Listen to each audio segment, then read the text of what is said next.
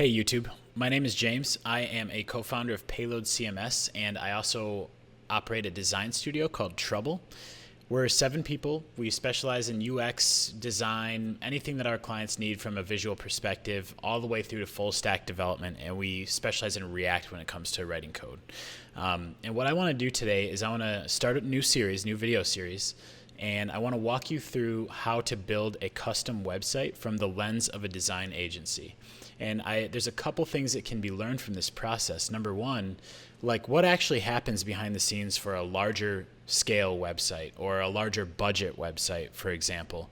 How do professional designers go about building websites to give the proper amount of control to the content editors that will use it on the back end inside of a CMS? And how do you still make a good salary in the web design space through just straightforward content marketing websites, right? I see in the web dev channel a lot, the web dev subreddit, that there's designers and developers that pour their hearts and souls into projects for little small businesses, blah blah blah. They say, hey, is $2,000 a good budget for this website? And for me, when I see that, there's a lot of potential for small budget websites like that, but they probably shouldn't be custom code unless you're very, very efficient, because I think development is a very rare skill set, and it's a skill set that should be valued quite highly, and it can be valued highly in the right segments of the marketplace. So for small websites that anything is going to be sufficient, maybe 3 pages, 4 pages, whatever. And the design doesn't really matter. You could use a theme. Just use Squarespace. Use a WordPress site. It doesn't matter. It'll be fine. Your job is not in jeopardy as a developer, because there is a lot more potential outside of that for larger budgets, larger scale projects, and clients that not only appreciate what am I trying to say, a deliberate design, but they also need it. There's business reasons behind why they need to pay you for your time and your skill to build them something custom. And so what I'm going to do is I'm just going to walk you through how that's done. This is real world work. We've already gotten a contract to build this website. It's not a giant website, but there are principles involved that can be applied to websites that are $100,000, $200,000. I've seen it. I've sold them. It's totally possible with this kind of approach to design and scale large websites for clients that demand exactly a very, very specific and deliberate design. So I hope everybody learns something. I think this is going to be a long series. I'm going to try to bust through everything as fast as I can, but this is going to be the first episode. We'll cover getting started, we'll cover the CMS, and then we'll move on from there into the front end. So yeah.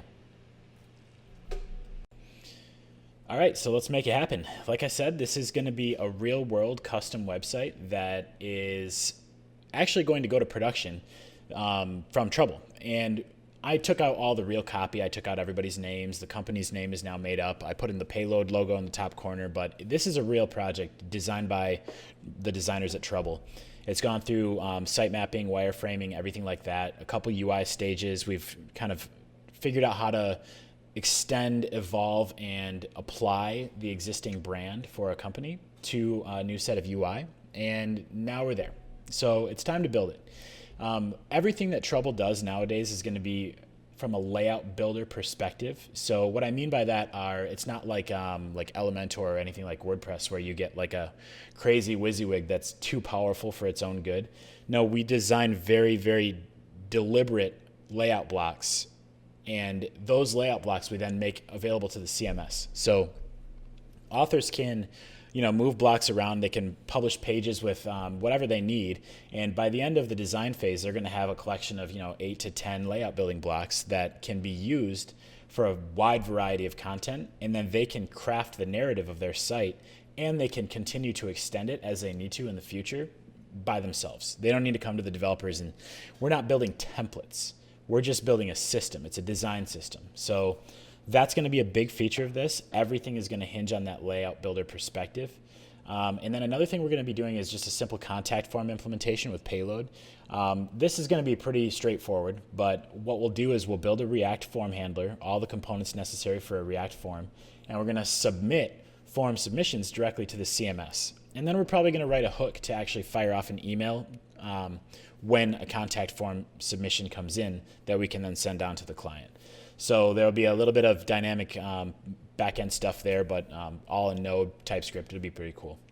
So then the site also, this one, in the background of my mind, the reason that we've taken this tech stack approach is because in the future, this website is going to support kind of an auth-enabled client portal where their clients can log in and consult plans, do whatever they need to do. It'll be kind of like a repository for their assets. So the UI contains a bunch of really highly polished visual effects and deliberate tactics that we've already kind of chosen. And we're going to pretty much do the whole thing from scratch. So yeah, we'll use some off-the-shelf components like maybe a parallax component or, maybe a collapsible component for an accordion style thing. But pretty much everything is going to be from scratch in TypeScript and Next.js. So you're going to see a lot of context. You're going to see a custom form be built from scratch. You're going to see how I would want to build a website in a almost minimal but very sustainable and very intentional manner. So the tech stack, like I said, Payload's going to run everything from the back end, and we're going to use this REST API because I know a lot of you probably like GraphQL a lot, and I also like GraphQL, but GraphQL has specific use cases where it shines, and in my opinion, with kind of like a marketing site, you already know the content shape that you need on the front end, and you kind of design the shape of the content right alongside the front end. So it's very, very, very infrequent where you need to kind of pick and choose fields that you want to retrieve from the API. It's just give me the page data, give me the post data. And I already know that I need that data because I'm the one that set it up, right? So this, just for simplicity's sake more than anything, we're going to stick with the Payload REST API. And we're probably going to use the local API as well because this is going to be a Next.js site, but I'll get back to that. So React, everything's going to be React. I'm a big fan of Next.js. I prefer that over Gatsby personally. We're going to try to statically export the entire front end of Next, and it's all going to be in TypeScript. So a lot of you might not have too much experience with TypeScript yet. I'm a big fan. I think that it adds a huge layer of basically protection. It's like a comfort blanket for me when I write code, and it's really helped our workflow at Trouble. And with Payload, the whole thing is built in TypeScript, so you get some really nice type hinting as you fill out your configs and everything. Also, we're going to be using JSS for the CSS implementation on the front end, and I'm going to cover a couple quick reasons why we're going to choose JSS specifically. I like CSS modules. I also have been using Sass for 8 years now, something crazy. But there's a single problem with CSS modules and with Sass that is not easily solvable, and you're going to see this. You can't easily duplicate variables or like share variables that are common from JavaScript and CSS in one place. So I really like the idea of JSS because then your variables, your colors, your breakpoints, your whatever, they're just JavaScript variables, and you can use them in React and you can use them in your style sheets exactly the same. And I'm not a big fan of the syntax of styled components and all the other libraries out there that allow you to do that. As of right now, my team prefers JSS, so that's what we're going to use. Next one, we're going to go through the project plan really quickly. The first thing we're going to do is just set up the baseline repo. Payload has a really nice Next.js server boilerplate out there that we're going to use to scaffold everything. Now that one comes with a couple things that we're going to strip out, like CSS modules, but it does have a lot of the bare bones stuff that we're going to need. So I'm probably going to start there. Then from there, we're going to scaffold out the CMS. We're going to set up our content models. We're going to set up some simple access control, and we're just going to kind of go through the baseline requirements. We're going to look at the UI. We're going to see if we can pull out any global data necessary, so like a mega menu or a footer, stuff like that. Set all that up in the second step. And then in the third step, no Tailwind here. Sorry, I'm not a fan. Also, no Bootstrap. or material design, blah, blah, blah. Get all that stuff far away from me. The reason is because as a design agency, every single site that you build is going to look completely different than the last one by design. That's what we're doing. We're not kind of schlepping out one website after another. We are very deliberately designing our websites for exactly the client's needs. So I'm going to fight against material design. Tailwind, I'm going to end up styling it more often than the help that it's going to provide me. And Bootstrap, I just don't personally need it because I like to understand CSS. I like to understand the intricacies of Flex and CSS Grid, everything like that. We're going to write it from scratch. I hope you can see that it's not as daunting just going from scratch, and it'll actually probably speed us up and keep our site pretty efficient as well. So then after we set up the CSS framework, just colors, type, media queries, blah, blah, blah, we're going to go into the next app, and we're going to set up all of our top level React providers, any type of data fetching, dependencies, blah, blah, blah that we need. So a lot of that's going to be given to us from the boilerplate that we're going to start with, but we're still going to have to do some stuff. I can tell you that. Like at Trouble, we maintain a collection of UI components. It's called Faceless UI right now, but we're probably going to rename it pretty soon and put some time and effort into communicating it. Nobody knows about it right now. It's super helpful for us. In there, we have things like parallax component. We have a modal package. We have a CSS grid that is super fancy. I really, really like the CSS grid. That stuff's all going to come from Faceless UI. And that's all going to be set up as providers in the Next.js app. So that's going to happen. Once we have that, we're going to go on to building the header, the footer, and the page and post structure. So just basically the bare bones, like let's get a working website. One thing that I'm a big fan of when we go through and build custom websites is when you tackle something, when you address one specific part of the project, maybe it's the header, maybe it's the mega menu, maybe it's the footer. I like to have that part completely done, tested, responsive, bulletproof before moving on. And the reason is because if you leave these little to-dos all over your code and you are moving too fast for your own good, and maybe you just start the header and you move on and then you forget about that one thing that you never fixed, your site or your app is going to have 1,000 little holes in it that you need to remember to patch eventually. And if you can say confidently that, yes, that footer is built, it's shiny, it works, it's perfect, it's responsive, moving on, that gives you kind of a mental clarity that you don't otherwise have. So by the time the step number 5 is done, I want the header, the footer, and basic structure to be in place so that we don't have to revisit it. And that I should have written the mega menu as well for step 5. So then in step 6, we're going to go through the design and we're going to try to pull out layout building components, and we're going to try to identify any shared React components that we need to probably build first. And then we're going to architect the data on the CMS side for that as well. And then we're going to just stamp through every single layout building component one by one with that same mentality that we talked about for the header and the footer. You know, when you start something, finish it completely. We're going to do that with every layout building component that we identify. So a couple baseline background strategies that I like to think, oh, you know what? I talked about number 3 already, so we're skipping ahead. But number 1, we're going to look at the shared components. You're going to see when we pull up the UI shortly here that some of these shared components are going to be used in multiple layout building blocks, and they're going to need to be centralized, and they're going to need to be reusable. And that's what React is great for, right? But you still have to be intentional about your project setup, and you still have to have logical separation of concerns. So if you have like a graphic element here, and there's a similar use of a similar graphic element over there, can you build one component and adjust it with props to do the same? So we're going to just take a sweep through the whole UI and try to identify any of those components that we can build separately, and then we're going to do that. So all shared components should be easily reusable. Even if that's kind of coupled to the CMS as like a layout block, it should be reusable. And it should be usable inside other layout building blocks, blah, blah, blah. Yeah, so cool. That's it. So I really don't know how many episodes this is going to be. I have no clue.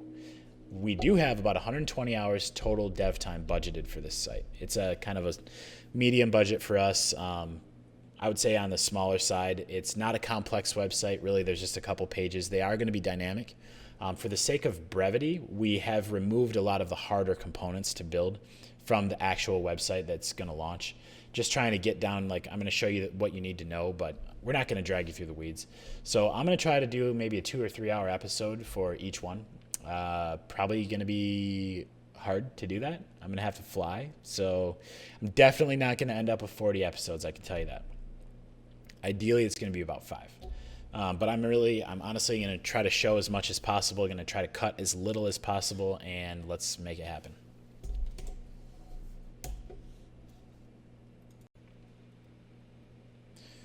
All right, let's take a look at the UI real quick. This is the real company is kind of a construction architecture firm that is a little bit younger, a little bit more dynamic, but we've completely kind of anonymized everything. So as you can see, this is not the real content. That's the Payload logo up there, blah, blah, blah. The background of the site is kind of like an antique white. It's not stark white, which we think could be pretty cool and a little bit different. But the color palette here is red, gray, kind of that antique.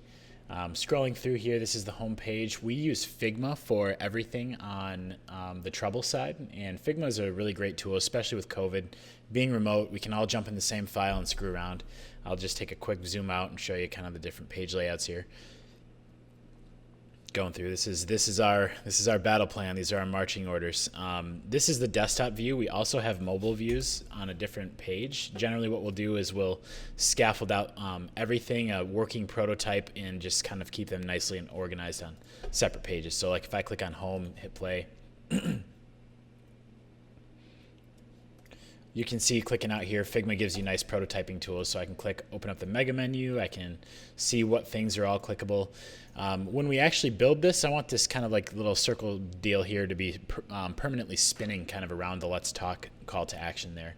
But quickly scrolling down here, maybe a secondary headline, just maybe some way for the CMS to add emphasis to certain words, to maybe animate the color as it scrolls into the viewport, draw the line below, blah, blah, blah.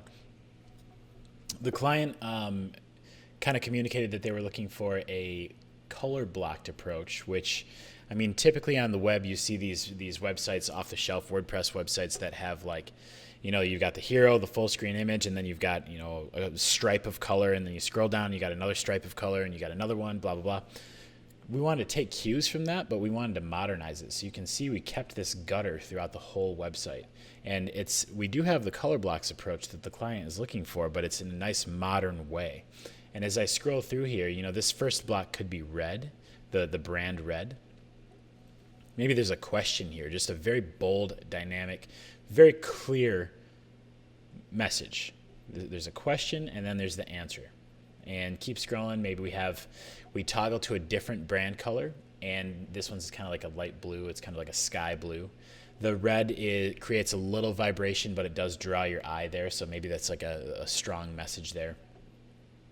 And then here we have maybe some statistics that reinforce the process of this company. So a little bit of narrative, like we're talking, but now we're going to connect it back to the proof. And so you can see the maybe 17% project cost reduction. It takes 7 weeks time saved, blah, blah, blah material. These are all fake, but it could be pretty cool. And we might take a break with some full screen photography. Maybe we're going to have a cool little effect there. Get back into another brand color, which I really actually like how this looks. Some of you are probably going to hate it, but I don't care. I think it's cool. So the black with that kind of orange, the nice looking color there. And then the images, this is about the team, so these might be parallaxing a little bit. Click that button, takes you to the team page, blah, blah, blah. Everybody knows. So the sliders are a little bit more abstract than what might... Well, there's an image missing there. I'll fix that. Maybe as you hover over, you get a nice big circle kind of connecting back to the stat circles above. You can drag. All of the sliders in this site are going to be free scrolling completely. So if the user's on a trackpad, they can have full control, just scrolling, just like you do vertically, but left and right as well. I think that's a pretty nice UX feature to have. But you could also click and drag if you wanted. And then that's it for the home page. So you get down to the bottom, and the footer it keeps that gutter on the right hand side and nice back to the top button there. And then we repeat the start a project, consult with us, let's just chat, blah blah blah. A big nice CTA in the footer there that's omnipresent. So going over to the menu, I'll just fly through a couple of these pages. Now, I did note that a couple very complex components were omitted from this design for the sake of speed and simplicity. We had some SVG animations going on, and we removed all that just because we want to focus in this video. So this page is actually going to be a lot longer with the Real Clients website, but here we're going to have a sticky, this will be positioned sticky, and so as you scroll, you can see the principal description. That's going to scroll vertically away, but the next one's going to scroll in, and then you can barely see, but these are a little translucent in the background. Those are going to be kind of fading in and out. It'll be kind of like a Rolodex there.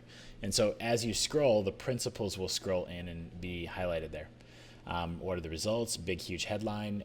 Reuse those stat circles that we've seen elsewhere and have some parallax images. These probably would be about projects in the end. These are all just stock photos, Unsplash, blah, blah, blah. But these are going to be actual images from completed projects by this company. So then we've got a call to action, nice, bold, dynamic, clear, unobtrusive. Keep going. Another hero style here. So you can see a little bit of hero variety. A couple floated. Floated. That ages me. Display flex or CSS grid columns. Then we reuse the jump list component, this time for team values rather than company principals. And then we have a block for the team, so you can see everybody's picture, their names. They're a relatively small company. I think they have maybe 6 to 10 employees, so this layout will suit that, allow for a little bit of room to grow. The cards might parallax a little bit. And then we have maybe a full screen image to show the team out, at lunch or something, just kind of give a little color there.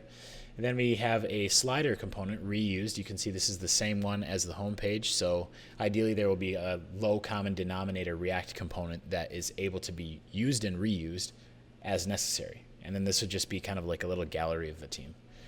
Then we have maybe some open positions that link out to other pages and the footer.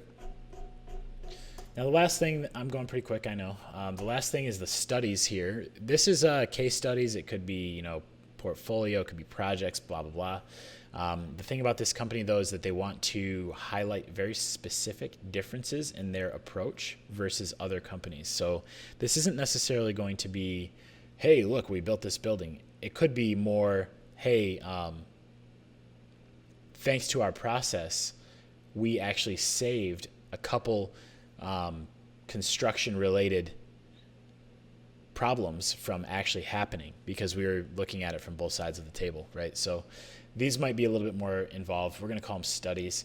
They're each going to have, like this first study here, it's going to be a nice organic layout, a thick HR through the middle of the first project and the second project. We keep going.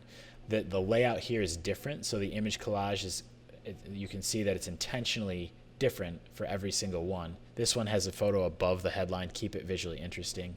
Keep going, they all might parallax a little bit. And then a nice big navigation down there.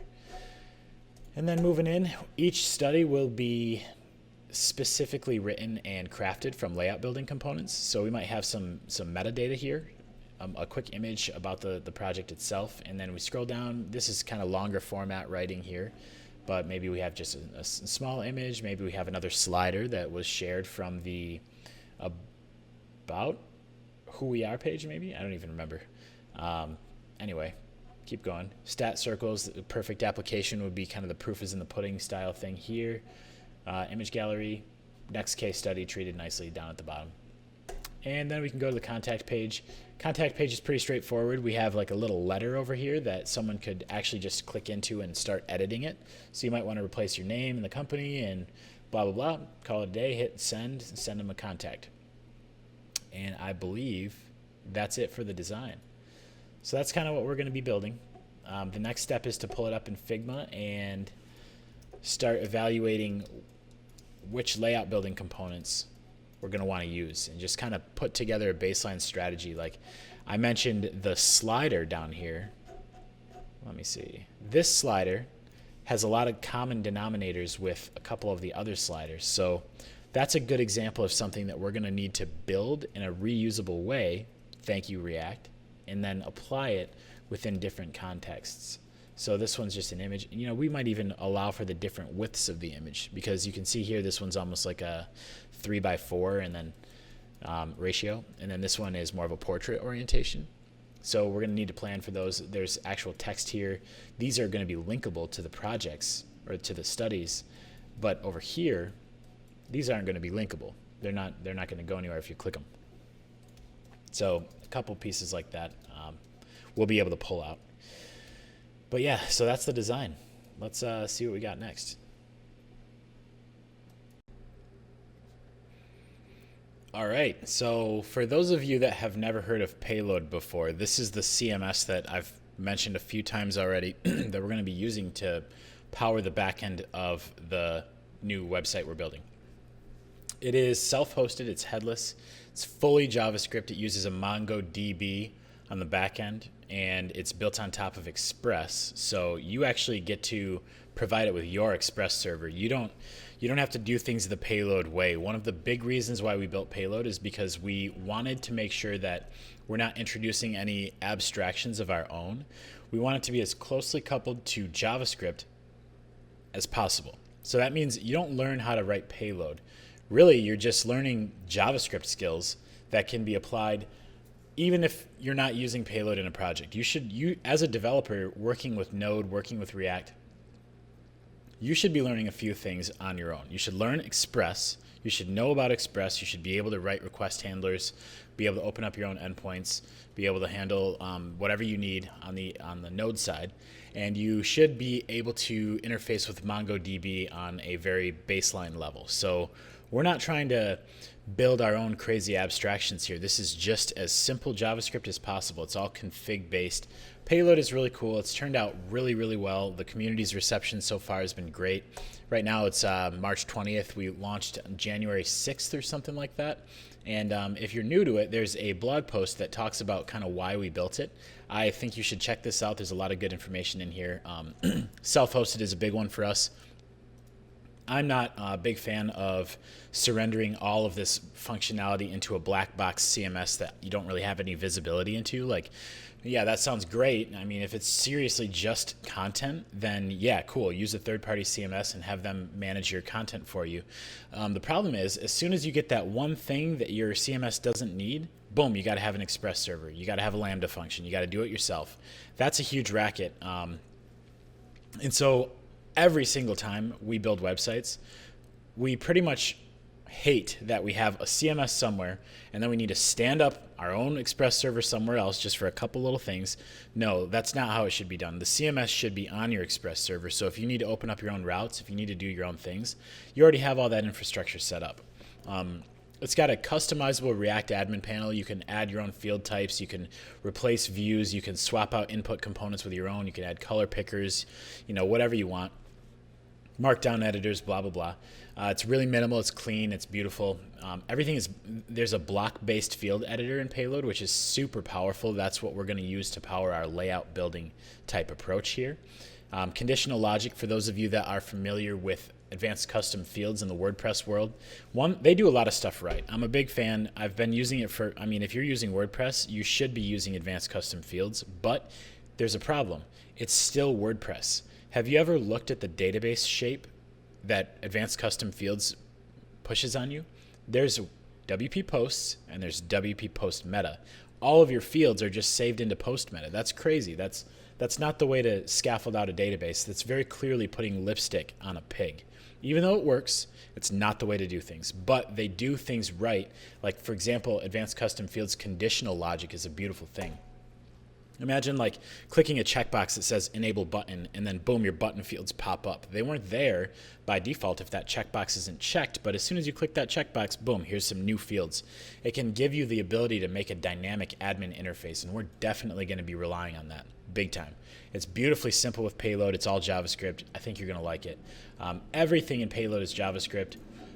A good thing about Payload is that it comes with reusable authentication. So if you're using Contentful or if you're using Prismic or whatever, any of these third-party APIs, You can log into the CMS, you can edit the CMS, but what happens if you need to build out like a SaaS app or something? Or what happens if you need to have e-commerce where customers have order history, blah, blah, blah? They need to log in too. So what are you going to do if you use Contentful? You're going to have to roll that yourself. But with Payload, you can reuse Payload's built-in authentication and extend it. You can have different collections that each function differently. So you could have like a customers collection where your customers get to log in, they get to reset their password, they get to verify their accounts. And then you can have an admins collection, which is actually who gets allowed to edit content. Or you can just have a one users collection with different roles and access patterns. But it is completely open-ended and it is a beautiful thing. Payload gives you all of this, and it is very easy to build very custom apps with Payload. It's not just a content management system. It actually kind of borders more on an application framework. Another big thing with Payload is that it's very secure. Other CMS out there, I'm not going to name any names, but they actually don't even use HTTP only cookies for their auth. That's a huge security concern because cross-site scripting is a very, very serious vulnerability with any authentication pattern. And if you're just saving a cookie that's readable via JavaScript, then you're vulnerable to cross-site scripting. And so HTTP only cookies are a very, very solid way to protect against that. And Payload is built with that right in.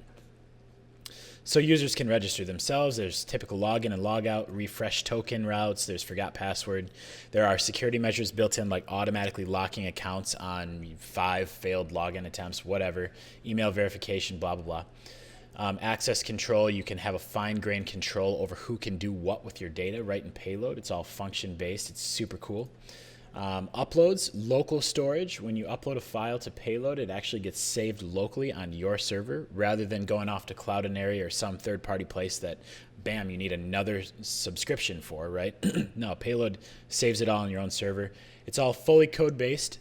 As a developer, I don't really benefit from scaffolding my models out with an interface. I write them in code. I check them into my repo so that when I push code, my team can pull it, and boom, they have the exact same code that I have. They have the exact same content models that I have. It's not saved in the database, it's saved in code. Like I said earlier, you get to maintain your own Express server, blah, blah, blah. Everything is localization friendly, so you can maintain as many locales as you need. It's all on a field basis.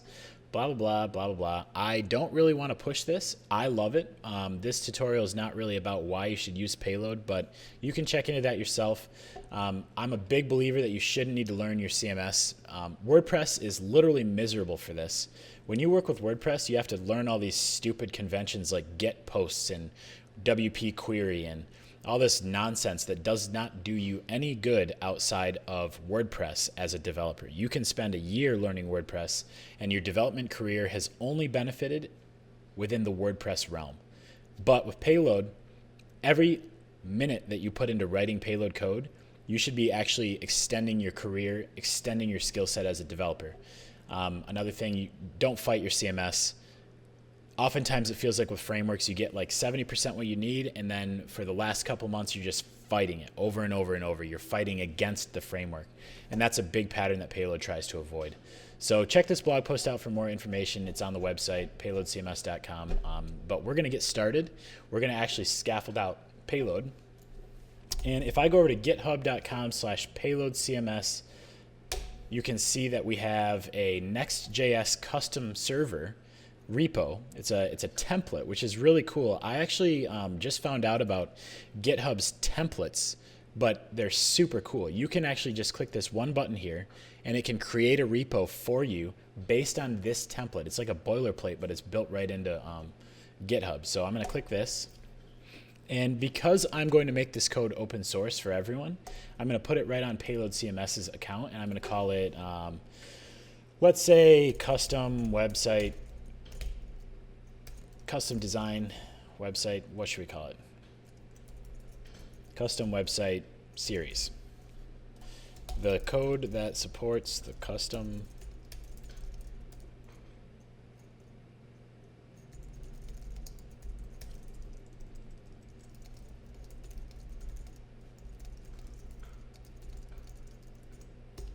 Cool. So I'm literally making this up as I go. That's fun. Bam. All right. Cool. Bam, done. Now this boilerplate, I want to take you through a couple things because there are some important parts of this boilerplate in specific that might not be best for your use case. Now, I know in the end, the website is for a client that is very region specific. They're going to be working in the Midwest of the United States. Most of their traffic is going to come to a server that it's fine if the server's in New York. We're not going to get a lot of Chinese people. We're not going to get a lot of Australians. We're not going to get a lot of Europeans. Pretty much this site is for the Northeast region of the United States. So I don't like to overbuild things. I actually want to deploy simply. I mean, you could maintain a separate front end on Netlify and run your back end on DigitalOcean or whatever, but this boilerplate is good for if you want to do everything in one server. So I'm going to deploy eventually to DigitalOcean, and that will be the only server that I need.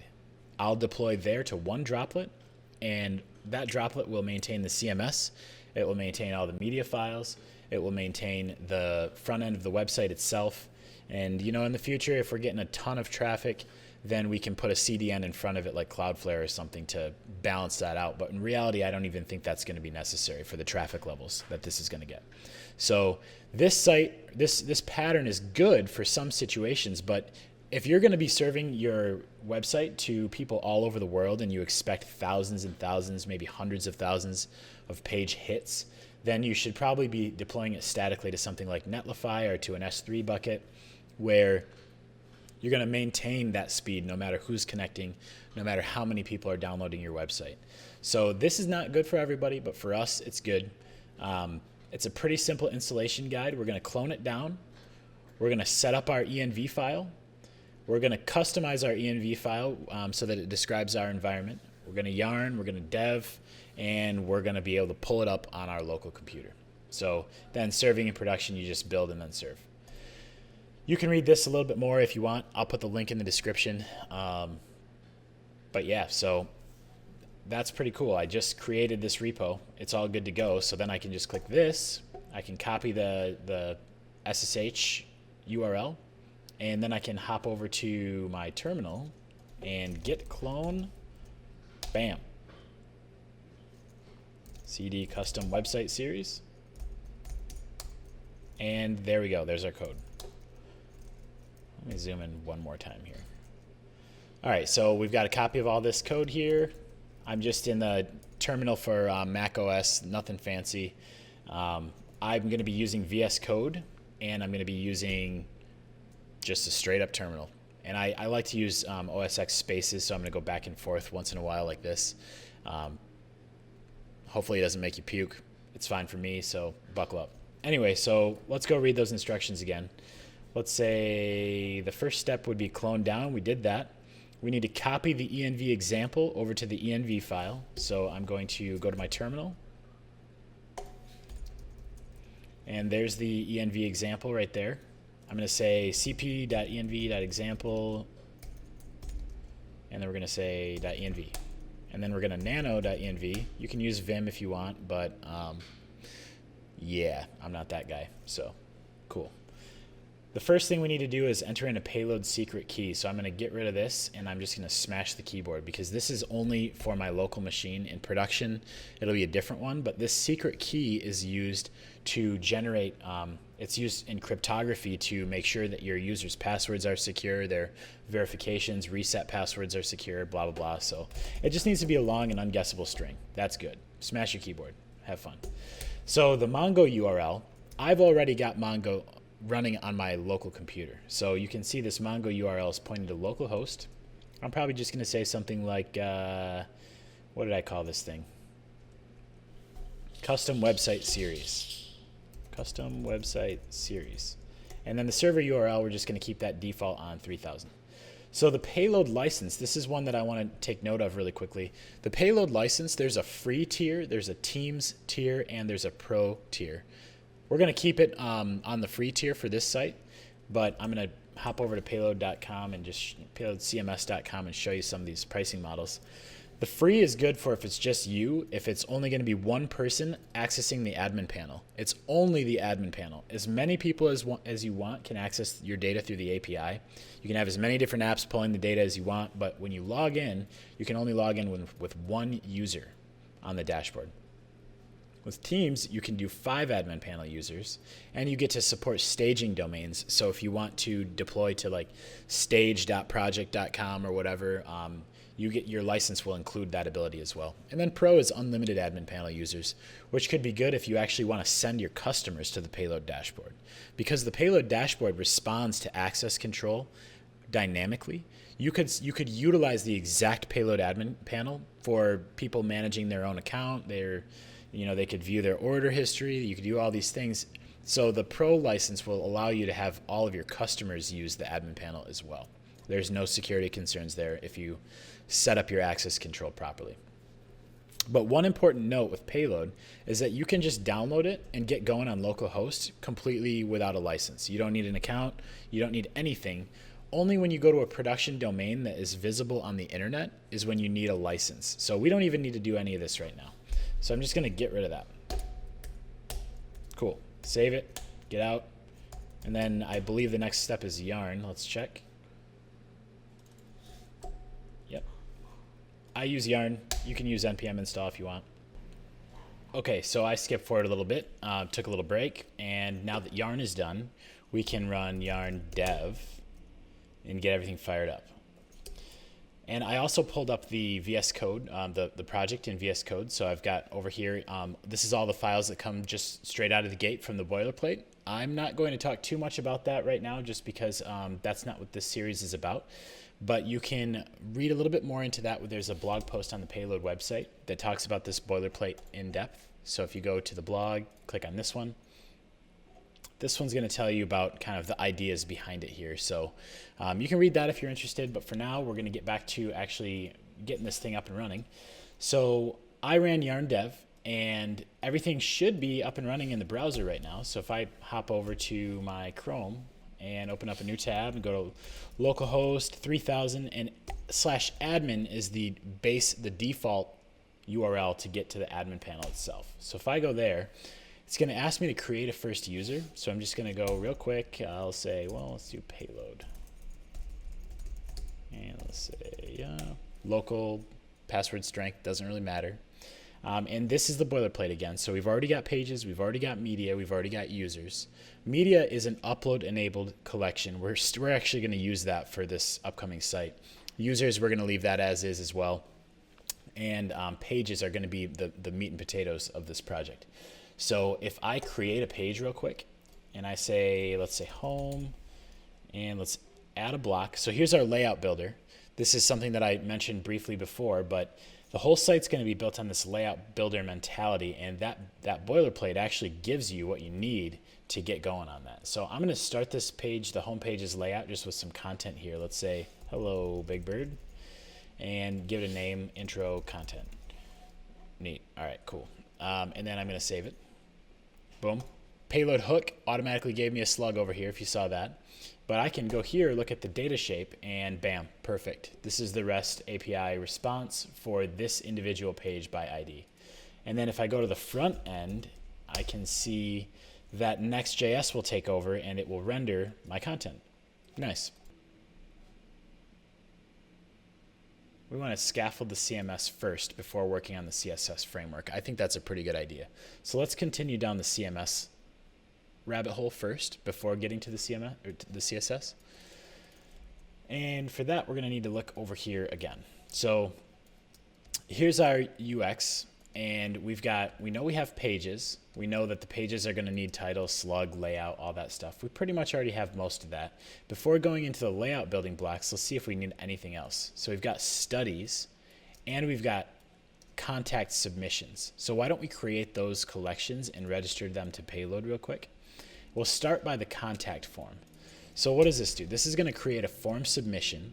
So we might call it form submissions. And let's say it's got a message and it's got an email. It's got a from, right? So when someone submits this, it's going to send the message and it's going to send the from. So let's go over to our code And let's go to our collections folder. We're going to create a new collection called form submissions.ts. And then we're going to say import collection config from payload types. That's just the type, so it's going to help us with autocomplete and IntelliSense. We say const form submission collection config equals an object. We're going to say slug. Ooh, that's not good. That's the URL friendly name for this. And then we're going to say fields. And we're going to have, oh, this is an array. We're going to have, let's say, type text, name,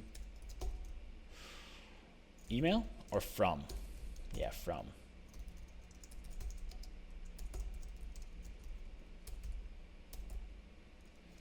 Okay, and then the next one is going to be type message.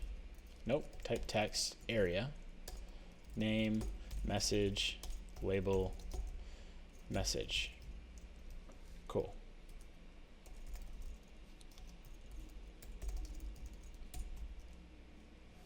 Cool. And I noticed that these are all singular, so I'm going to rename this to form submission. All right, exporting that.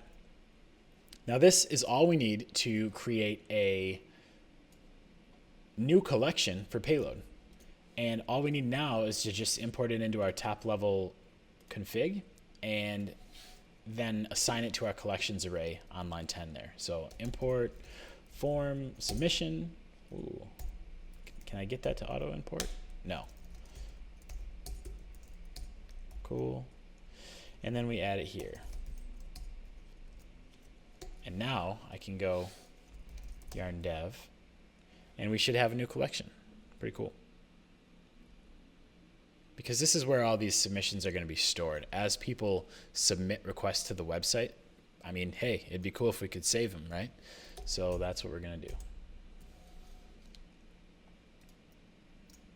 Refresh, wait for it to load. Yep, there we go. Form submissions, bam. From email, message. We probably also need to say like source, some way, like in case this company needs to have more than one contact form, some way to identify that it came from X page or blah, blah, blah. So let's add another field. Type, text, name, source, label, source, and we're going to put this one in the sidebar. So admin, position, sidebar. Back over here, and boom, we got another field called source. And this one can probably just be, well, these all can probably be read only, right? Because there's no reason for anybody to change these. So I'm going to add that to all of these. And we're going to say that.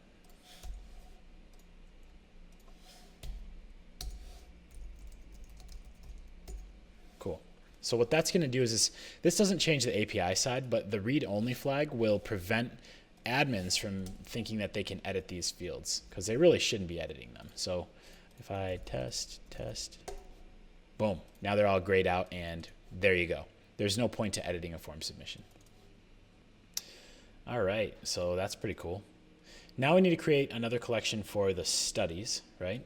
And if we go look at what a study entails, it's got some meta here. It's got, let's just fill this out. Client, let's say location, and maybe services that they were provided with. So from here, we've got a title, we've got a featured image, we've got these three pieces of meta, we've got the layout itself, the content, the meat of the post, and that's it. So all we need to do is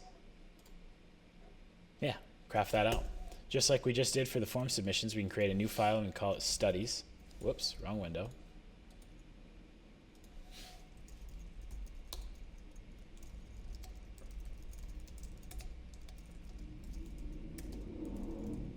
Cool. And this should be study. I don't know why I can't get that right.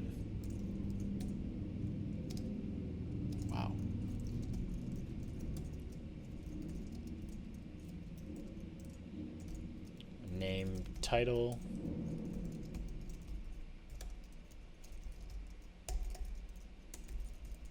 Let's put that one on required true. And then we do need a slug, so we can probably copy the exact slug generation mechanism as we have on our pages. This came from the boilerplate. This is super cool. It uses payload field hooks to generate a slug programmatically based from the title.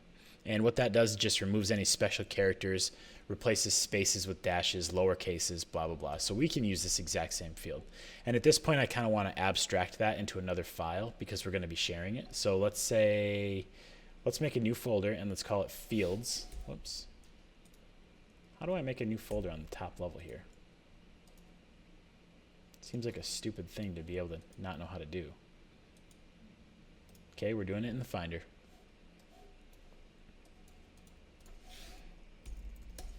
So just called it fields. And we're going to make a new file called slug.ts.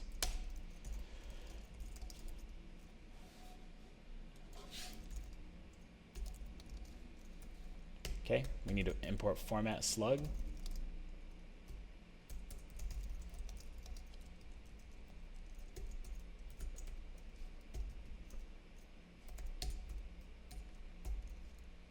Boom.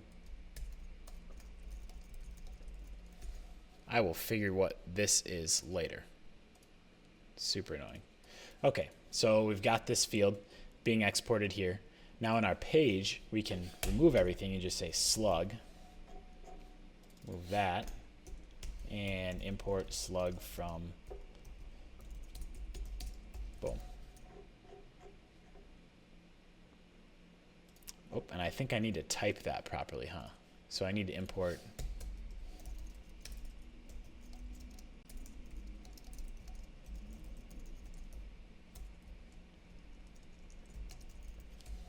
like that, and now nobody's mad. Cool. So then over on the studies, I can pull in slug.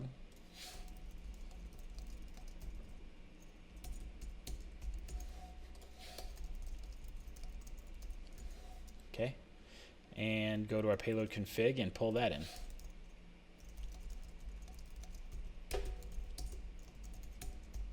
Now these are in order of, like this array here, it's in the order that it will appear on the dashboard in the sidebar. So it's important to keep that, this order should be very intentional for you. This should be called study. Cool. And we're good to go. So now if I go and restart, should be able to pull everything up in the browser and have our pretty much the shape of the data that we need. And then from there, oh, you know, one thing we're going to need to do is add, I think there's a filter. Yeah, these filters here. So these are like almost categories for the studies themselves. And maybe there could be some overlap, these categories with the services here. So I think what we'll do is we'll make a new collection called study categories, or maybe just categories. I think categories is sufficient for this site. So one more collection.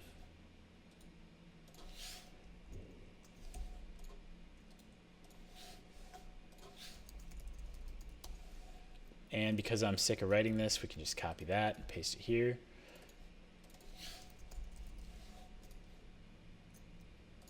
Still probably should have a slug there. Cool.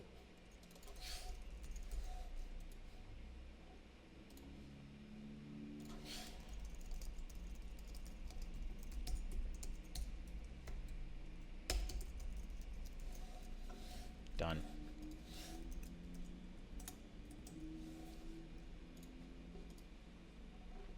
So just like that, we've got everything we need. And I think what we can do now is start to plan for, well, we should finish the fields for the study, right? So we have a client, we have a location. These services will be populated. There should be a relationship to the categories. So let's pop over back to that study. Say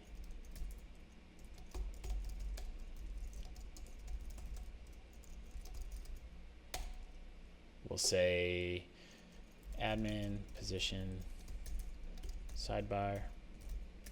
This probably doesn't need to be required. Maybe they want to opt in and out of that one. So we're going to leave that as not required. But we do need location as well.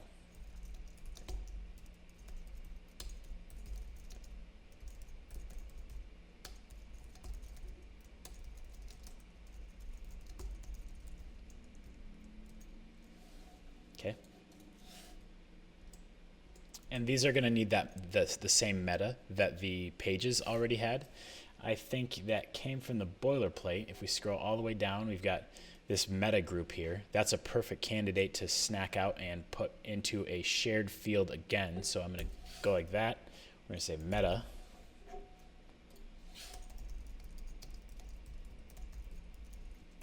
Okay.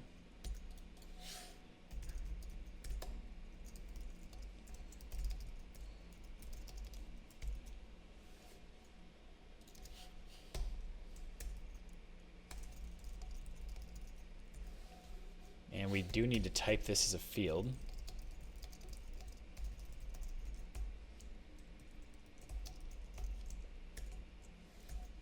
Cool.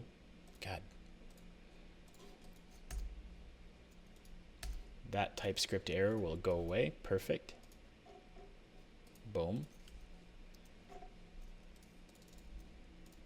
Go into the study, add the meta. Boom. So we have meta, we have the title, we have the slug, featured image. We need that. And I think there was an example for that on the page. Yep, image right there. Boom. So there's a field type in Payload called upload, and it's going to give you a really nice UI. It's basically a glorified relationship field. All you're doing is saying, hey, this page has a relationship to this media. But this one, that's going to give us a better UI to choose the relationship. So I'm going to go back over to study, and I'm going to say featured image up here from the WordPress days. Nope. Is image descriptive enough? No. We're going to call it like that. Relation to media type upload. Boom. Perfect. This probably should be required.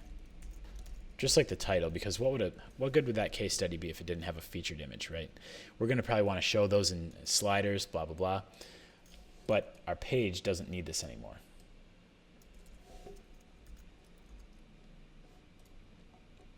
So now we need to add the link to the category. So that's going to be categories.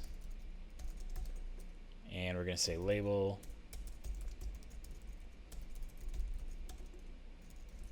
Relationship. Relation to. TypeScript is yelling at me. It's beautiful.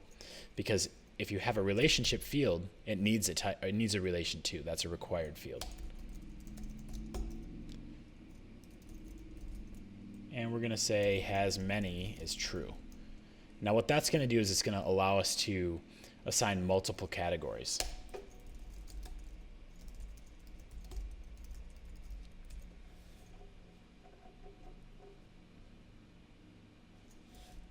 Okay, so I'll go back over here. What else do we have? Is that it? We've got the client, we've got the location, I think. I blacked out. Yep, perfect.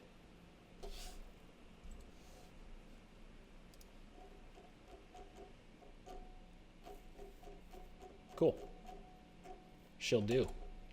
Ooh, one cool thing about Payload is that it has global support. So not everything is a collection. So we should probably scaffold out this footer and this header as well. Well, I guess there's not much in the header. It would just mostly be the mega menu. But this control will have to go somewhere as well. So we will get back to that shortly.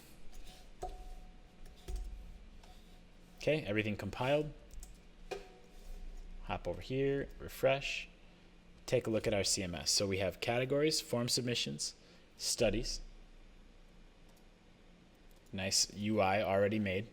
It's pretty cool. The Payload dashboard it's going to get better and better with time too, but already it's quite advanced. Like we can really nicely define, ooh, page slug, that's not good. Let's just rename that to slug in that shared field. Cool. kind of getting our data along. I'm feeling good. Probably going to start drinking pretty soon. Celebrate. All right. I think this is all looking good. What I'm trying to do is just cover all the different content models, so when we get to the layout building blocks, we feel good about all this other stuff already being done. Oh, page meta. That's not good.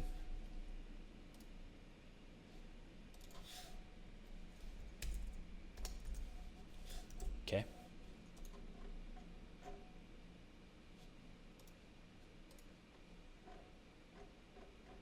Looks good to me. All right, moving right along. Next up, we're gonna start the layout blocks.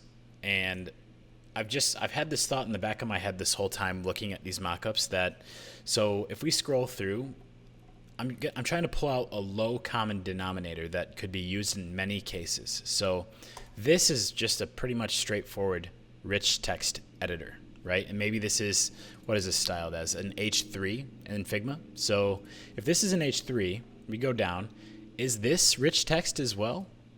Maybe just with an alignment and maybe with like some type of flag to pull emphasis off to the right or left, you know? And then this is also could be rich text right here. This could also be rich text. What if we could build like a column system with rich text so that all of this was just totally, basically, I mean, like think if you have a couple rich text editors and you can arrange them in columns. That would give us the ability to do all this. I mean, barring the background colors, because I'll get back to that in a minute. I'm just looking at like the very baseline functions that we need. This could be a specific component as well. But this one, same thing. And then let's go on some other pages real quick.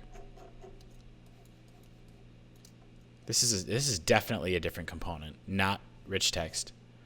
This could definitely be rich text, centered, alignment again. That might be another component too, we'll see.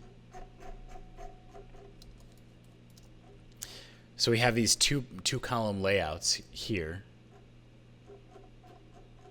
I don't know. I think what we should do is our base content layout building component should be like built on a column system.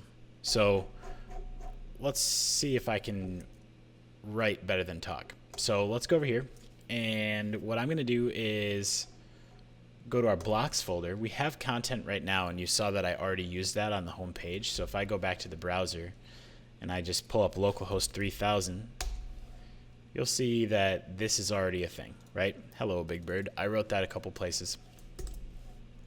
I'm going to cannibalize this block, and I'm going to turn it into something a little bit more powerful. So what if this was an array of content? And on each one of those content fields, you had a control to set how wide like the column is. So let's say columns. And it's not rich text, it's array. Min rows of 1. And then fields. Here's where you have content. Okay.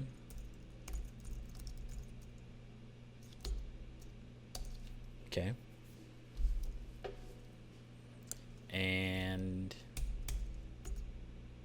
in addition to this, what if we could set the content, set the width of that column? So let's say name width.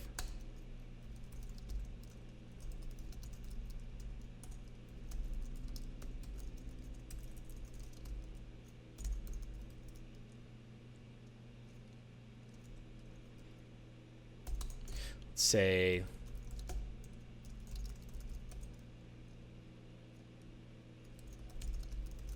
okay.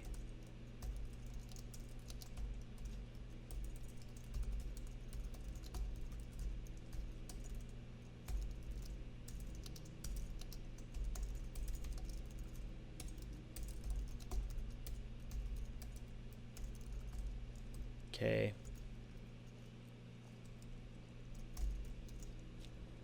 And then full, right?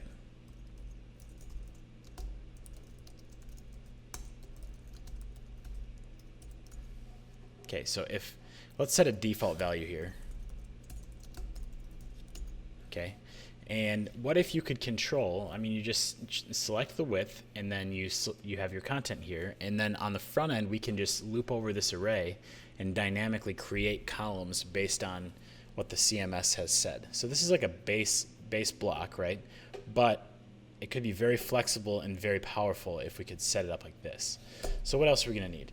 We're going to need alignment. Didn't we say alignment? Yeah. So most of these are all going to be left. That means we could probably put the alignment field right next to the width. So if I said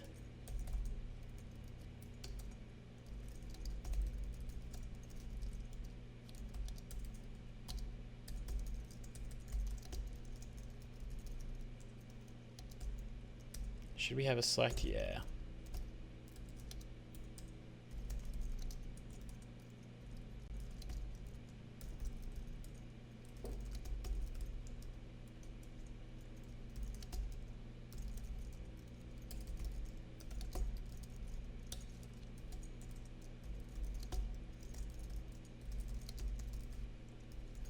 Okay, default value. Required. Just like this one. Let's put these two into a row.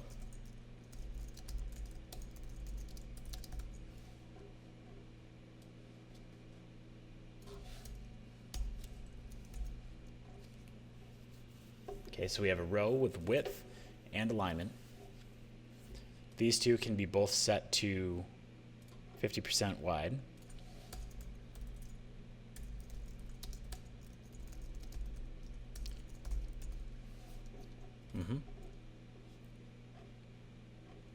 Cool. Let's see what that looks like in the admin panel. Okay, so I restarted the server, and here we go. We've got our full width. That's perfect. We've got our alignment, and we've got our content. And I'm going to update the labels, so this should say column here. But that's not bad, because then we can have like half. This one can be right, blah, blah, blah. Here is a right hand quote. Here is a left hand. Cool. So then in the React side, we can map these columns to React columns and set their props up as necessary. Pretty cool. Shape of the data, nice and easy. Here's the layout. Here's the content block. We could give this prop columns right to a React component. Each column can have its own settings and its own content. Feeling good. So I think our content is going to get a little bit more descriptive here. We probably are going to need to provide for padding and margin on the top and bottom. So if we go down all the way to the bottom and we say, let's give ourselves a row. Let's say the first one is padding top.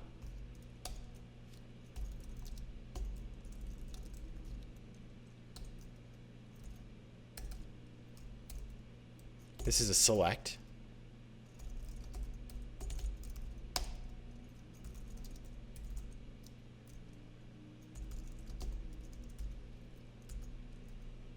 Options.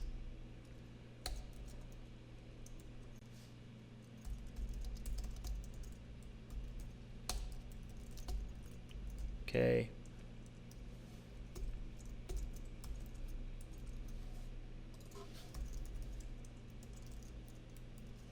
And large, let's say. And then the other field here will be padding bottom.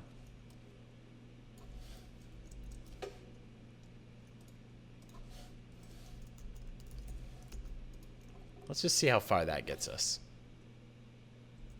Because we could probably recreate this. This would have padding top and bottom of medium. This one, if we just imagined this being a block right here, maybe split the difference there. So this is our block right here. And all it is padding top is large, padding bottom, let's say small. Then this one, we're going to have a background color as well. That's the trick. So the background color can make it look like things are seamless. We will need the space though here. So this is, we'll probably need to have some type of spacer. We could add a spacer layout building component though. That would be cool. All right. So I think we're getting there. So we need background color.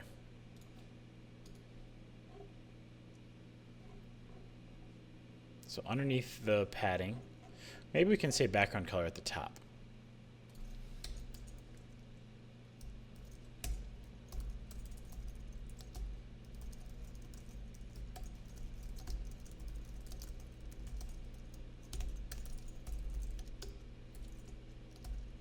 I am losing it.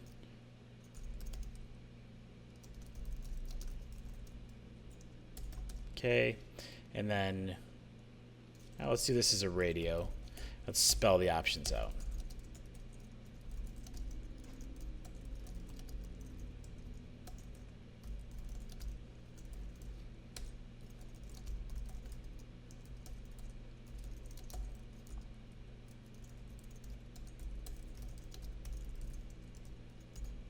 Could probably give this a nice custom component in the future and make it look a little bit nicer, but we're fine for now.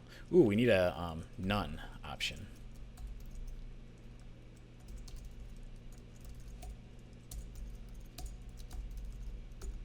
Okay, and we're gonna set this to admin, layout, horizontal.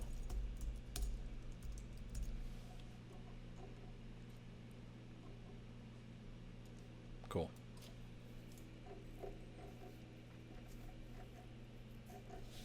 All right. Let's build that spacer component out real quick, because otherwise these would butt up next to each other.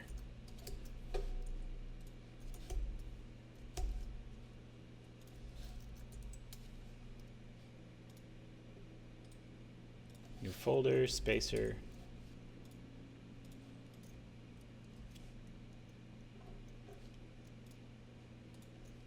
Let's say need that.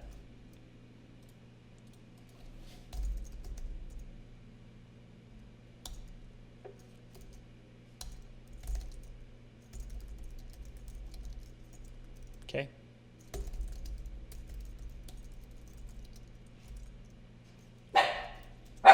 Buddy. Sorry. My dog is on constant patrol. All right. What kind of fields do we need for this spacer? We could probably say size. And then this would be type radio. And then let's go copy the options from here so I don't have to type that. Okay, so server's restarted. We have our new spacer block available to us. And at this point, I want to just kind of stress test our content model and see if we can accurately replicate the data that we think we're going to need to create everything from the hero down. We're going to get back to the hero. Maybe we'll do that in the next video. But for now, I want to make sure we can create this. And I want to make sure we can create this, and we'll get all the way down to maybe these bubbles here. So first thing, our first piece of content is intro. Let's say subheadline, and there's no background color. This will be full width. It will be left aligned. We don't need this one anymore. And let's just go copy that content.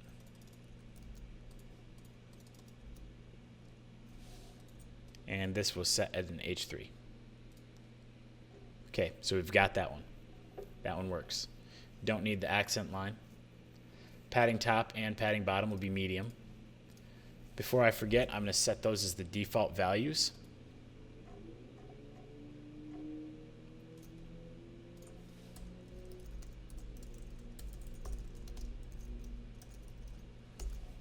Okay.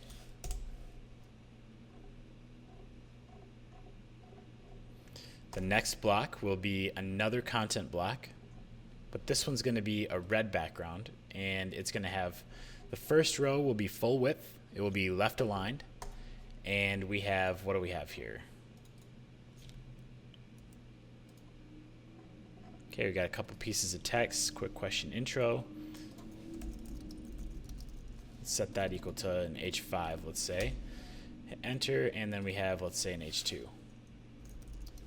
Let's copy that content.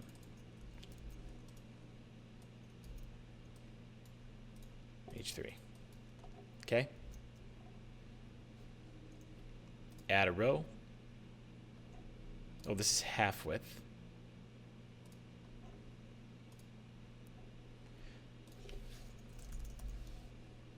Question.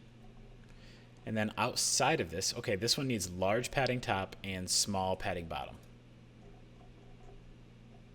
And then we add another block for content. This one's also background color red, answer. And then we can give this one half, align right.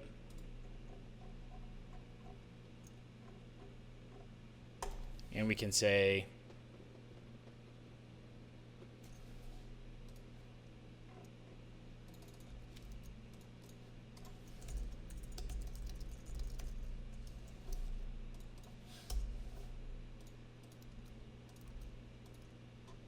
perfect.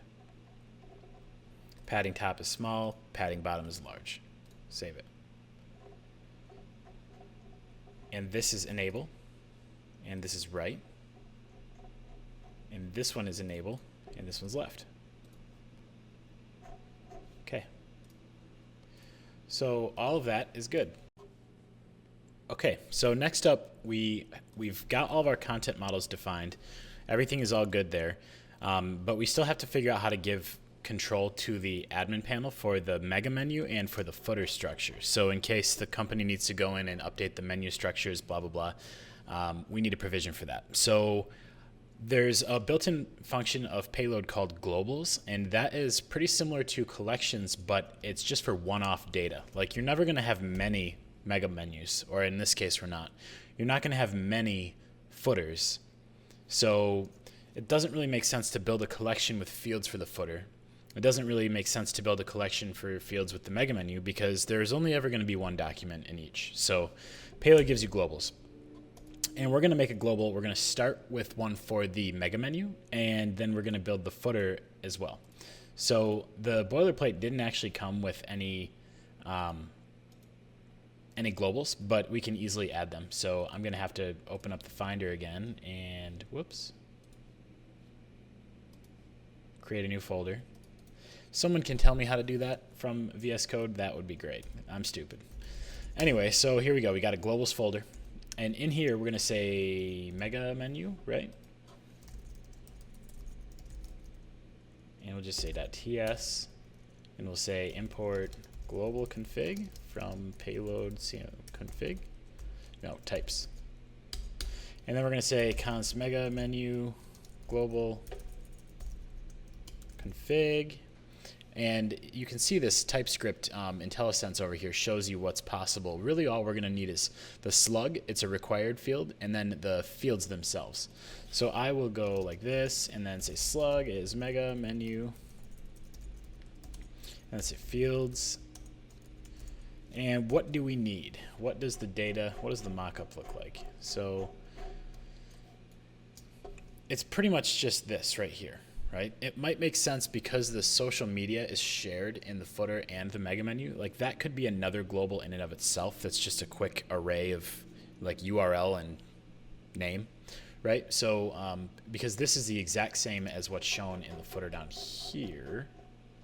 So yeah, let's plan on having that be elsewhere. So really what we need to build is, man, I should zoom out, but I am stubborn. All right, so these links right here. It might seem like there are relationships to pages, but what happens if they need like a link to send somewhere else, like an external link? So it's not going to be that simple. We have to provision probably in the CMS a way so that they can choose a page to link to, or they could set it up so that it opens in a new tab and points to an external URL, right? So that's what we're going to try to figure out from the data side right now. We know it's got to be an array. We can probably put sensible min and max, probably just max really, lengths on there. So let's go over, and what we're going to do is we're going to give ourselves a field of, what is that called? Main nav. label navigation. And we're going to say type is array and fields. Here's where we got to get smart because we're not smart yet.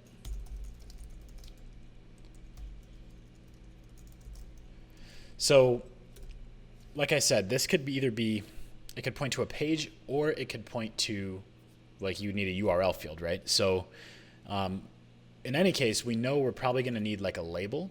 No, I guess if it was the page, we could pull in the page title. That might be stupid. And we also might want to link potentially to studies in the future as well, right? So if we want to link to a study, or down the road, you know, there could be other things like projects where maybe the project doesn't necessarily have a title. Maybe it just has like the address. So I don't think we can just dynamically pull the title for the name. So I would say the common fields, we're going to need to have some like the label for the navigation button. So what we'll say the first is name, label, text, required true, and we need a label for the label. And now that's self-explanatory enough. So the next thing we will say name is type. So this is the type of navigation item, and it can either be a relationship to a page, a relationship to a study, or a custom URL. So this will be a radio, let's say a radio button. So type is radio, and we are gonna do options, label, you can say custom URL, value is custom, and then the next one is going to be page, or should we just say relationship? No, we need to know what kind of data it is, because the URL structure on the front end is going to be different. So if it's a page, great, and you know what, we can add the study links later, because I know we don't need those right now. This approach will provision for that just fine once we get there in the future. So let's just say these are our two options right now. Radio fields have an interesting thing in Payload. You can do admin layout horizontal, which is also able to be done in ACF, but it just puts the radio buttons next to each other rather than lists them out, and that's pretty nice. It's a space-saving technique in the actual admin panel, and it gives you a nice layout to edit your data. So now we've got type, we've got label, and here's where we're going to get into some fancy stuff. I'm going to set up a group. How can I do this? Because if you give a page a relationship, if you choose page, then you need to show like a relationship field to pages. If you choose custom, then you need to show two fields. You need to show URL and open a new tab, probably, I would say. Do we want to do that? I guess that's not important right now. So let's just keep typing. So name is page, label is page, and it will just be more descriptive, to link to. Type is relationship, relation to pages. That's the slug of the pages collection. And it'll be required. And then on the other hand, we're going to have custom URL. So we will say URL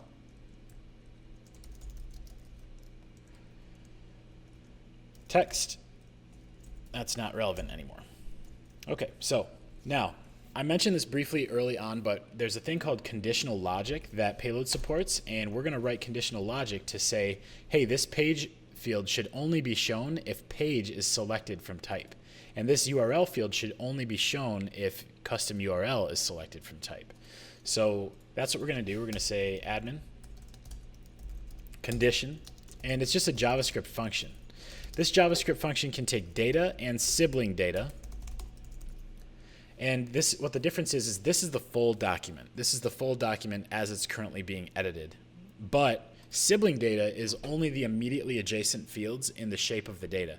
So for example, because this is a navigation array, you need to only know the type immediately next to this field. So you don't need to know, like if you have 6 nav items, you don't care about the other 5, you just want the one that you're next to. So that's what sibling data is, and that's what we're going to use right now. We'll say sibling data, and you return true or false. If I return true, then the field will show up. If I return false, then it will hide. So I say sibling data question mark dot, just in case it's not defined, type is equal to page. Boom. Now, shock and awe, the next one is going to be equal to custom. Boom. So one thing about all of this is I think this is going to be pretty reusable, all of this code, because this really, all it's doing is just giving an easy interface for an admin to be able to pick, basically just to link something. So we could use this for buttons. Like if we hop back over here, yes, it will be applicable here. It will also be applicable for buttons like this. Let's see, what else could it be? These down here, they'll use those. Anything else? More buttons over here.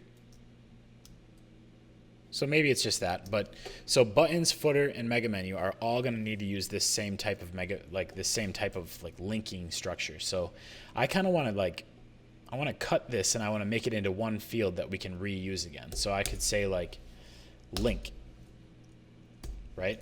But if I did that, these are 4 fields right now. I could group them and I could say name is link and type is group, and then fields is boom.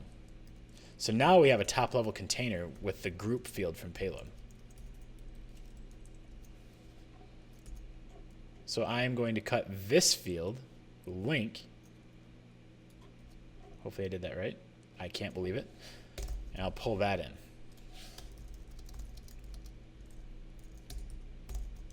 Stub it out. I know it's broken. Everybody's mad.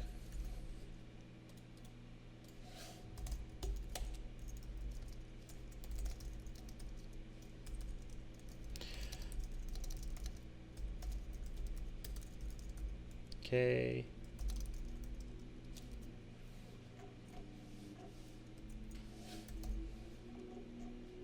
This is lowercase, right? To follow our own conventions? Yes. Link. Boom. Perfect. Get out. That's a bug with Babel ESLint. It's really annoying me. I looked it up in between. I took a little break earlier. Don't know why it does that. Okay, so import. We're good.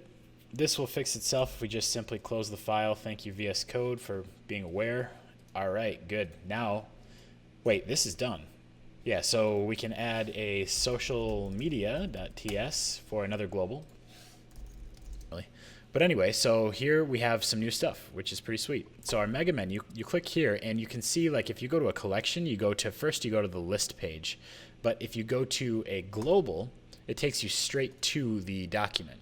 And I'll show you how this is saved in the database in a minute, but let's just fill some of this stuff out. So for example, we have our approach, who we are, and contact pages. Ooh, studies, that's going to be a good one because that is a custom URL. That's not a page. That's like an archive, right? So let's fill these out. Let's say first one is a page, and look at that. These swap out based on what you select, which is pretty cool. So I'm probably going to set a default URL, and I think page should probably go first. But let's say, and we need to create some pages. So let's go our approach.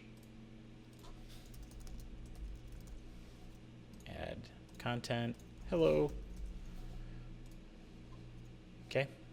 Duplicate. Let's say who we are. Not today.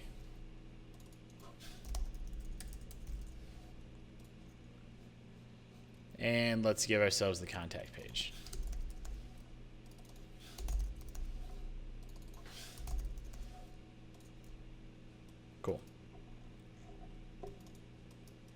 Actually, I think because the contact page isn't really going to be a layout builder, we might delete that page and just hard code it into the next routes.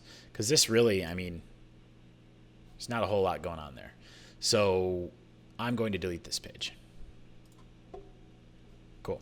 Now let's go back to our mega menu. Okay, so the first thing, when I click this, you see that I only have the label, and I have to choose one of these for that conditional logic to show up. Let's just set a default value on this radio button. So we'll go over here, go to our mega menu, or no, that's in the link. Perfect. I want page to go first, now that I see it in the admin. And let's say default value is page.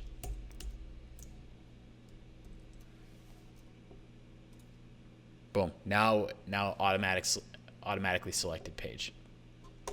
So let's say, what did we do? Our approach. Click on this, choose the our approach page, add a row. Let's say who we are, next to who we are. Then we have custom URL, and it will say studies, and then we'll just send it to studies. And then we will have another custom URL, contact, send it to contact. Save. Okay, now my width is not working here, and I don't know why.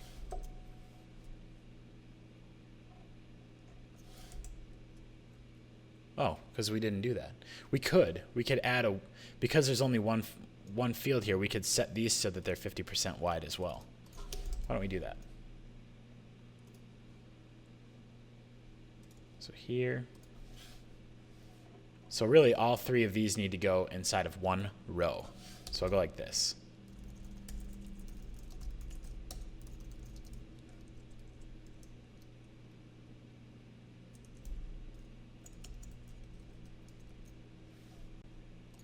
Okay.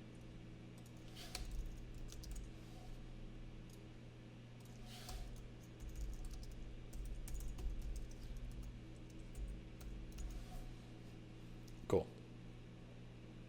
So those are all going to stack nicely next to each other now. Perfect.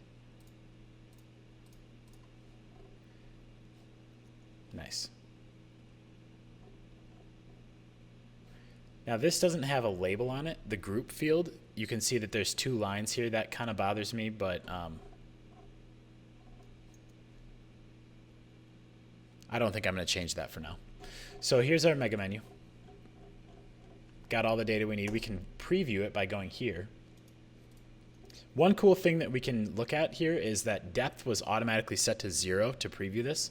But if I say depth equals 1, the REST API will automatically populate all the pages with the full page. And it'll only do that for one level down. So if you had like many relationships or the page had a relationship, then you could do depth equals 2 and then it would keep populating. But for performance reasons, you want to keep depth as low as necessary when we do this. So cool. Got the mega menu. This is pretty much the exact same structure for the footer as well, huh? So I can leave. We're going to build this. I like that all of those things cascaded all and hit the footer as well. So the footer is the same, I believe. So our approach, link to the our approach. This one is going to be who we are. And then this one is going to be custom studies.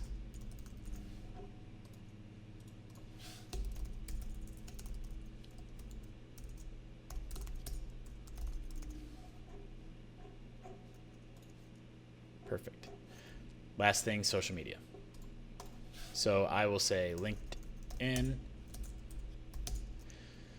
Oh, where do we want to send it?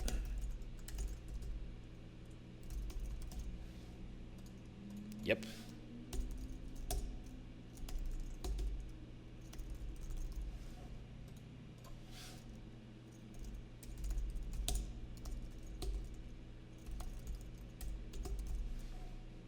Okay. So now we've got all this data. All of our globals are completely done. We have a nice page structure there. What else do we have to do?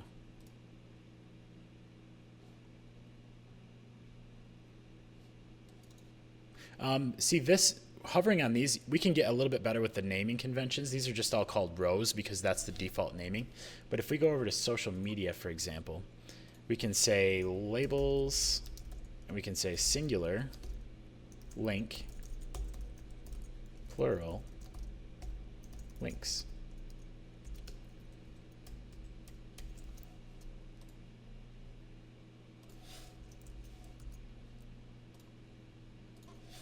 Little duplicative there, but I think it's fine. Now it'll say, well, it should. Did I do it wrong?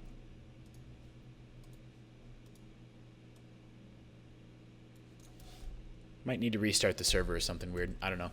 But I think these should change. Oh, I did it down here. Maybe we just need to fix that for these labels, because it should be more descriptive now. All right, so yeah, we've got the globals, we've got our collections.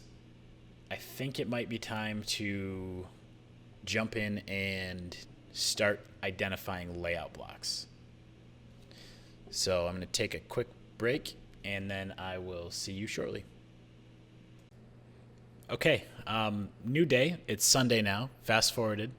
And I went through and scaffolded out the rest of the layout building blocks for us. I figure you kind of have a handle on it from doing the content block. That one was probably the most complicated, but we do have a whole collection of content blocks, and the CMS side is completely scaffolded out now. So if we look, I've also built out all kinds of types for our TypeScript implementation. You're going to see those are going to come in super handy when we get into the React side of things. But right now, I'll just take you through a quick list of all the components that we've identified. So if I scroll down, here's our pages collection. You've already seen this. We've added a couple fields. We've got a new hero type that will be able to allow the author to choose from minimal, content above image. That's the home page. Let me show you that. So here's the content above image right there. The minimal hero is just a little bit more brief there. And then we have the content left of image, which would be used for the who we are page right here. And so I tried to be as semantic as possible naming those different options. Then we've got the hero content, hero image. This one has a condition, so it only shows if the hero type is one of these two. Pretty cool. But here is the meat of the project, and I think this is a pretty nice view of everything that we're going to need to build this whole website. So let's run through it real quick. I'm going to show you the block definition and how it corresponds to the design, and then we're going to round out this video episode, and next one we're going to go into the CSS and starting to scaffold out our next app with React providers and blah blah blah. So let's start alphabetically. We're going to go to the call to action first. The call to action is a pretty simple field. It corresponds down to the bottom of the process page right here. You can see that it's got a background color. It bleeds off the left, and it's got two calls to action potentially. So what that looks like in the data shape, we have a background color. This is a shared field that we've made. We scaffolded it out, and it's used in a couple different places now. So we export the type, which includes all the different colors, and we export just one field that allows the admin panel to choose between what color they want to assign to that block. So the call to action has a background color block. It has content, which is just rich text, and then it has actions, which is an array, and it takes at least one, but not more than two. And we set up our link field there, which you can remember we used elsewhere already. So that's pretty cool. Call to action, nice and simple. The next one, content, we already did that one. The CTA grid. So this is a different call to action block, and I purposefully named it very, very open-endedness, or with a degree of open-endedness, because this is like a careers block, right? But you could use it for a lot of different things. You could say, are you interested in a construction project? Click here. Are you interested in architecture? Click here. Are you interested in working with us? Click here. So imagine if you're reading a study, for example, they could use this block. They could use it right in context of the rest of the page, but not for a position grid, right? So that it doesn't have to be for careers. So I named it CTA grid. This is just an array of actions, each with a headline and a link. So the headline would be this content here, and then the link would be the label and the destination here. Nice and easy. Next one, an image. This one is actually left over from the boilerplate. It's just a simple upload field and then what type of image it is. So if it's normal, full screen, or wide. And what that will correspond to is it's going to give us the ability to do full screen images like this one. And it's also going to give us the ability to put images in line for a little bit of variety like this one. Nice and easy, moving on. Image collage, this one is a bit different. So a couple places in the mock-up the designers have called out that there should only be just a subtle image collage. Let me see if I can find an appropriate example. It could be this one right here. So if we look at this component, just these 3 images here, that's an image collage. And that's what this block is going to be for. Just an array with upload inside of it. Minimum of 3 and maximum of 6. So when we go to build the front end side, we're going to place these images in a nice kind of abstract mosaic style, and maybe they'll parallax subtly or something like that. But the image content collage, now this one's different because this one has more fields than that image collage. In the middle, you're going to have a content block. So this is on the home page. Image content collage right here. So this is the content. You have a call to action. You have a background color now. The content will be forced to be aligned center, and you're going to have another set of abstract images. So that's what this all corresponds to. The background color, content. If you want a CTA or not, it's going to show this. This is pretty cool. We're reusing our link field definition, but we're adding on a condition to only show this field if enable CTA is checked. Beautiful. Just JavaScript. Gotta love it. Now here's the images array. I put minimum 3, maximum 6 with an upload field. Next one, image grid. Here's another one that I semantically named on purpose because the mockup calls for a team grid, but really we could make this pretty open-ended to be reused. What if this was just content? What if these were just images? You know, they didn't even have to be that aspect ratio really if you don't want. But what if we just popped them out into a grid and called it a day, right? This does not have to be in our team block. It could be anything. And that's the goal here. You want to be as open-ended as possible with your blocks so that they can be used and reused as necessary into the future. So now we're getting there. We've got quite a bit of flexibility in terms of the front end, and it's all very intentionally branded. So this block right here, we've got content, we've got background color, and we've got an array of images with descriptions over top of each one. So background color, content, images, min 3, max let's say 12, might increase that if they need it. And then we have upload and content. One thing I want to note is that for each block, we are identifying the type for the data, the TypeScript types, and exporting those as well alongside of the payload content definition. So those are going to be amazingly handy when we get to React. So the next one we have image. We talked about image grid, image stat collage. This one, I'm going to pick up the pace. It's getting obvious right here, image stat collage. You kind of have to have both data shapes, and these are so intertwined that you can't really break it down any further than that. So we've got an image stat collage. We've got a typical slider, which is just images with uploads. And this one, shocker, it's just going to be a slider like that. Boom, done. Let's see what else. Spacer we talked about earlier. We've got statistics. This is just a statistic block. And this one's kind of interesting because I'm going to try to do something cool. You can see right here. Here we go. Here's statistics, right? What if we had like some type of overlap prop that pulled the surrounding blocks up and pulled them down to intentionally overlap these statistics with content around. So what I did there was I kind of did the padding top and padding bottom trick, but instead I'm doing top overlap and bottom overlap, which means we're going to just set that up as negative margins on the React side. All right, what else do we have? Sticky content. This one's kind of cool, but it will be pretty simple to implement. The sticky content is that block on the Our Approach page that it's not mocked up very well, but the intent is clear, at least with my design team. When you scroll, these things are going to be kind of going across, and this is a position sticky. So you get a headline, and then you get the description. So we just need, let's go this way. We just need an array of sections. Each has a label, which will be on the left-hand side, and each has a description, which will be on the right-hand side. So it could be used for principles, it could be used for values, it could be used for, I mean, it really could be like proof points almost, like more statistics if we wanted to. But Okay, now the last one that I've identified is the study slider, and that's on the home page. This one's going to take different data than the regular slider because we're going to connect it dynamically through relationships to actual case studies.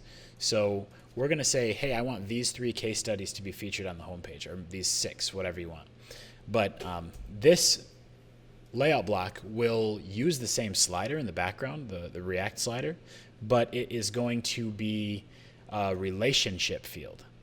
Has many true, relation to studies. Boom. So with that, I believe our CMS is completely scaffolded, and it is super cool at this point. We go back to pages. I'll run you through this real quick, and then I will do a little wrap up for what we've done. But you can see we've got the hero type. This is the home page, so we did content above image. We've got hero content. This should be an H1. There we go. Okay, and then we have a hero image, which I just quickly cropped out from that mockup. We have the page content. Here's the content block that we've talked about. I'm going to close these while we go. Another content, same in the red block. The question, the answer, a spacer. We've got proof points. This is the blue section now. We've got proof points 2 column. We got connecting the narrative. So if we look at the mockup, we are currently right here. Then we've got the stat bubbles. And here's the statistic and then the description, statistic, description. Pretty cool. And that's where I left off for right now. We can go back and craft the rest of that. I just was lazy and didn't want to crop those images right now. So I believe with that, oh, we did studies too. I think, have we looked at that yet? Pretty straightforward. Here's a collection of all the blocks that we have at this point in Payload. Something cool is you can just start typing and it will reduce down automatically. Another thing Payload's capable of is you can swap in your own preview images for these blocks super easily. I haven't done it here. I'll probably do it later on in the project or maybe afterwards, but you can customize this to show a visual representation of the block in this tile here. Super cool. But yeah, so I believe the CMS scaffolding is all completely done.